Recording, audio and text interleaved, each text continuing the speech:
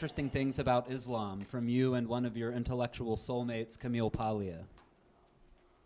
Paglia says that men and women benefit in many ways from living in largely separate worlds, as they did in traditional European societies and obviously as they do in much of the Muslim world today. Relatedly, Paglia considers passionate masculinity a critical force for defending, sustaining, and advancing civilization. And she argues that passionate masculinity, while virtually moribund in the Western middle and upper classes, is alive and well in the Muslim world. You have expressed some sympathy for the Muslim critique of the West, its godlessness, its spiritual void, its materialism, its technology-induced removal from life's elemental realities. You've said it is extraordinarily naive to believe that the differences between European culture and Islamic culture are not about anything fundamental. You've expressed concern that Islam is a totalizing system, and in a quote that stood out to me, you said in a Patreon chat on YouTube that in your view, quote, the only countries in the world that are essentially worth living in any real sense, are the ones that are predicated on the Judeo-Christian tradition and manifested in the Western body of laws, unquote. So an open-ended question, how would you synthesize your perspective on Islam and the fact that the Muslim populations of Europe and Canada, a product of recent immigration, are growing and reproducing much faster than the European descended populations in these countries? Man, you guys really did spend a lot of time coming up with troublesome questions, didn't you?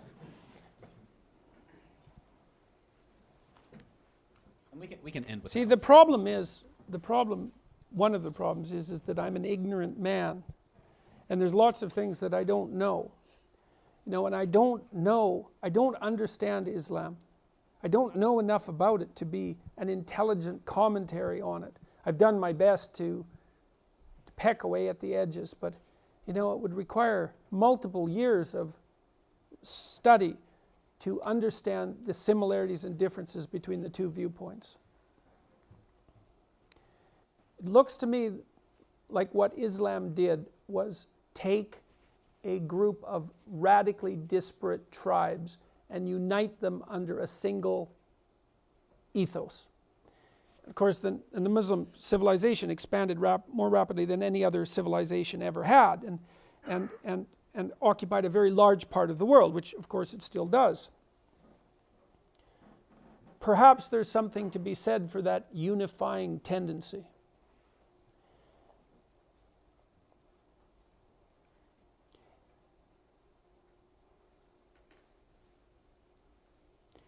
There's a problem, and maybe this is at the core of the problem. There's no distinction between church and state in Islam, and there is a distinction between church and state in the West. It isn't obvious to me, if it's the case that our culture is grounded in an underlying, let's call it literary metaphysic, something like that, a religious metaphysic.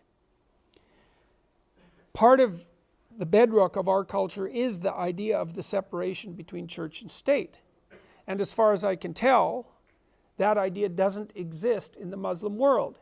And so I cannot understand how that faith is commensurate with the institutions of the West.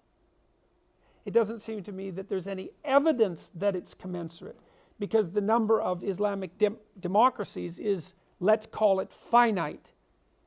The best example has probably been Turkey. And Turkey, as far as I can tell, isn't doing that well at the moment on the democratic front. And it looked like the great shining hope. And a lot of that was a consequence of secularization.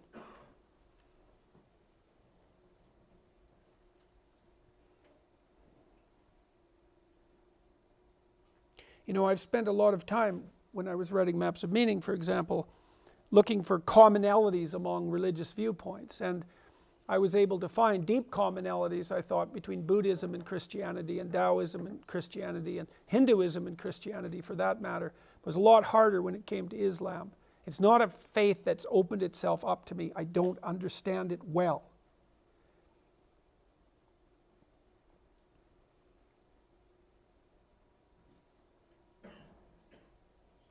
But I hope that people of goodwill can build a bridge between the two cultures, because the alternative is too gloomy to contemplate.